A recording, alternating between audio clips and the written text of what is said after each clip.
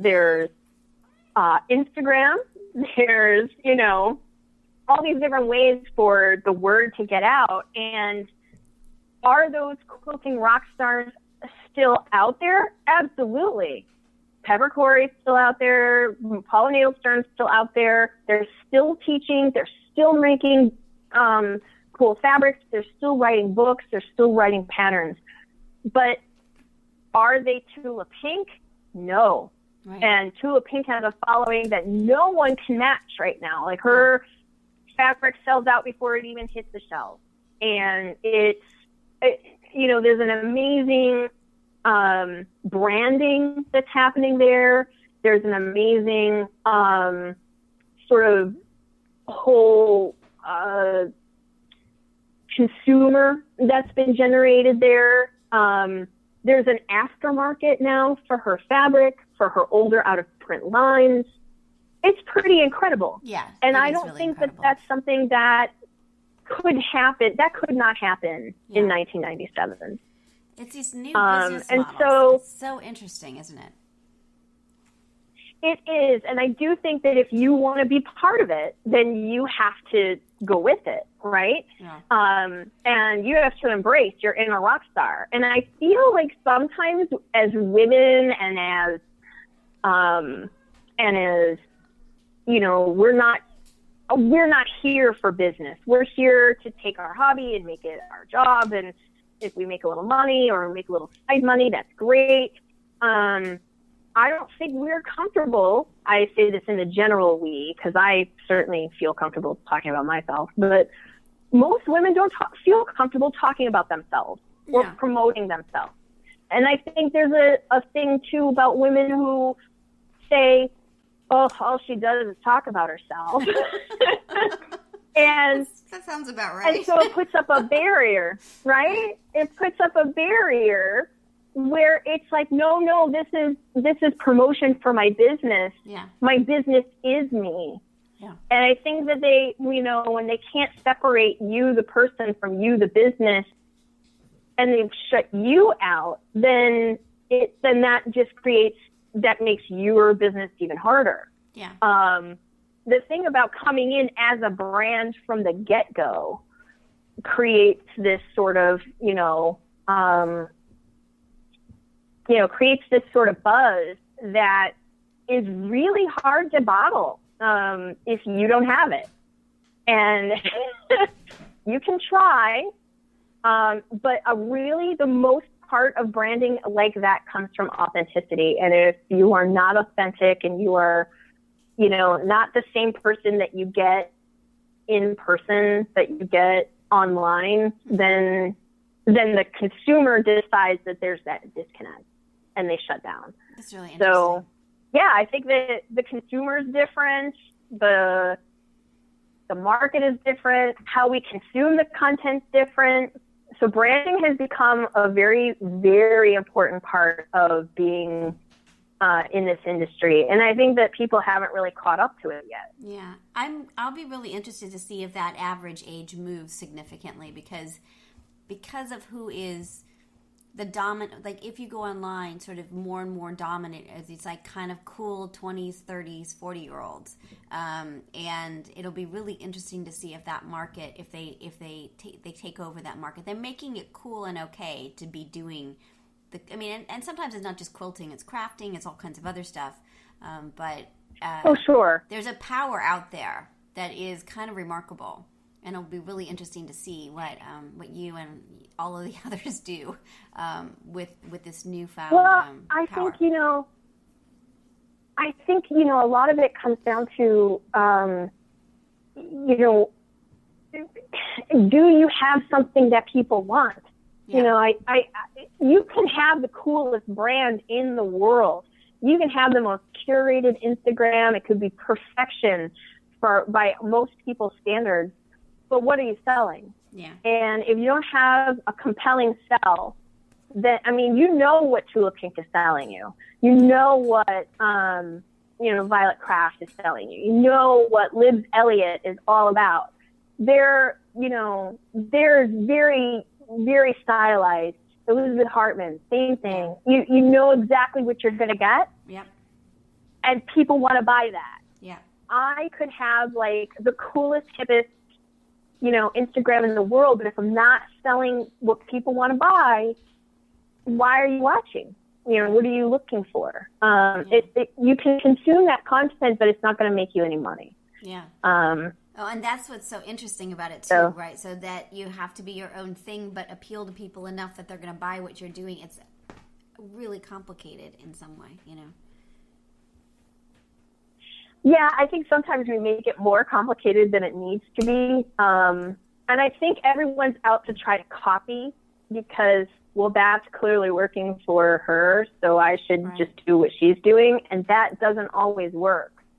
I think that could have worked 10 years ago, but now there's such a distinct branding and style that just can't be copied, that it is more authentic for you to be yourself and gain your following that way. Yeah, it's really, it's really interesting, isn't it? Because when you think about all of the industry, it is, I want that, right? The Tula Pink crowd is a great example, right? There are other people doing designs that have, the similar colors or weird little animals or whatever, but that's not what it's about for the crowd that loves Tula Pink. It's the brand, right? It's what they expect. Mm-hmm. And you're seeing this in that she's a huge example, but Elizabeth Hartman's another one, right? So it'll be interesting to see if there's brand loyalty when there's copycats. Like if you see, because at the show there was another booth that had Elizabeth Hartman-like designs, and she doesn't, Elizabeth Hartman doesn't have a lock on what she does, right? There's a lot of parts that aren't protectable, but does the person, do they say, I'm not going to that one because I support Elizabeth Hartman, right? Is there a moral element to it of right? And I think there is. That is what we're going to find out. Yeah. I mean, that is what we're going to find out. Yeah. It's so interesting. And then you have to be aware that Elizabeth Hartman exists and that this is a copycat.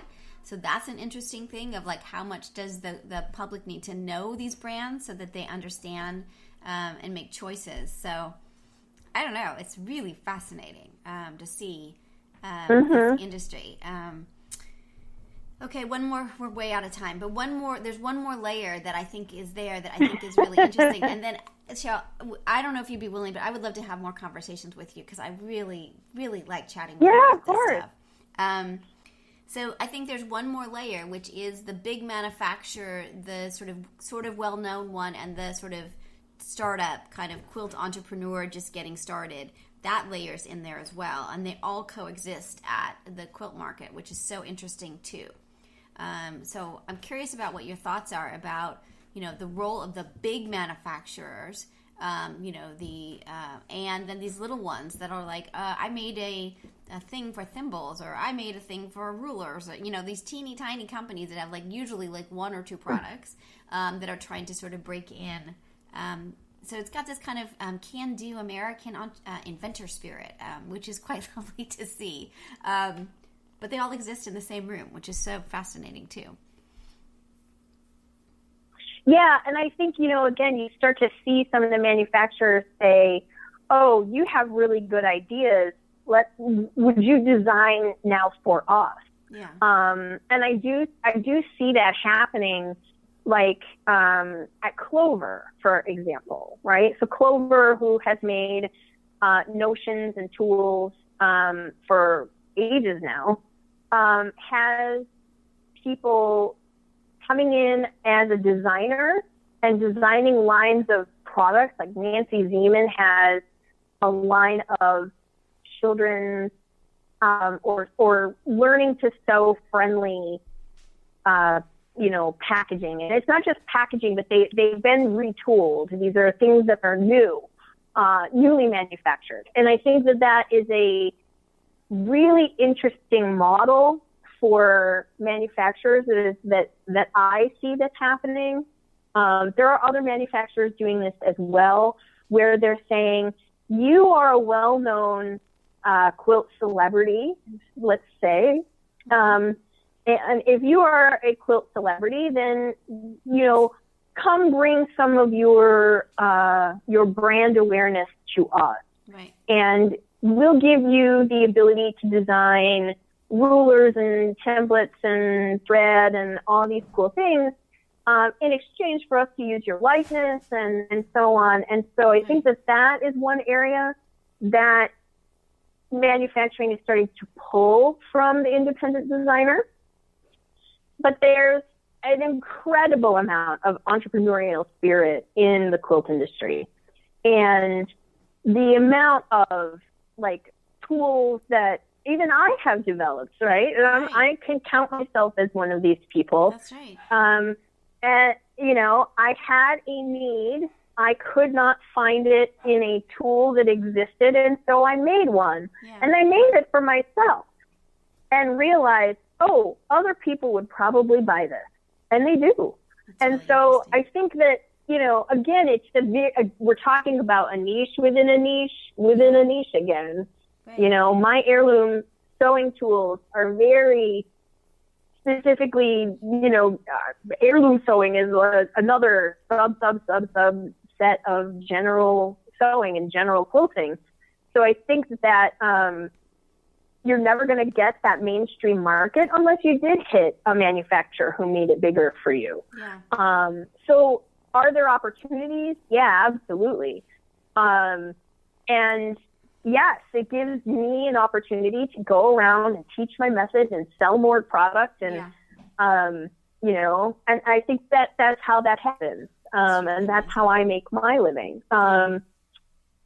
It is a great thing to be able to see like the independent, you know, designer next to, you know, the big manufacturer. Yeah. You know, it's pretty cool. It is really cool. All right, so there's one more layer, and then I think we'll stop for the day because I know we've already gone an hour. But I think there is one more layer, and that's the teaching exhibit. So I don't know if they go hand in hand, but there's this, you know, the teaching circuit, which we can talk about another time. And then also the exhibit, contest, exhibition kind of that, like those two layers are also part of this industry, which is really, and the guilds. So like you've got that part of it in here as well, which is like amazing. So, and you participate in those as well. So, you know, how much of your brand and reputation rely on, you know, getting to the guilds and teaching at places like, you know, the Quilt Market and Quilt Festival. And then how much is it important to be having your stuff in shows? Like, is that as part of your brand? Are those both of those? Do you have to have those parts of? I mean, not everybody has both of those parts, but I'm curious what your thoughts are about that aspect of the industry. Well, I mean, my whole, you know, how I started was in competition quilting. And I quickly realized I wasn't very good at it. I would get my quilts into the show. They may win a ribbon, but they're never going to win. I say never, but it will take me a while, many years from now, maybe, I would win like a best of show or a $10,000 cash prize. That kind of competition level, there are people in that hunt. There are people who make their living that way, that they make quilts to potentially win cash prizes. And for the most part, they're professional because they've earned money at it. The technical term of professional versus amateur in that world. Have you earned money from it? Yes, you have. Well, you're now a professional. You're no longer amateur. And in that respect, there's only a few people who would qualify in that realm, right? Because they put out a competition piece and it is made to go out and win money. And I can think of a few different quilters who are like that, and that's what they do. Now, what I did was I started off that way, put my quilts out there, and realized people wanted to know how I made that. And so then quickly pivoted towards teaching it teaching the method, teaching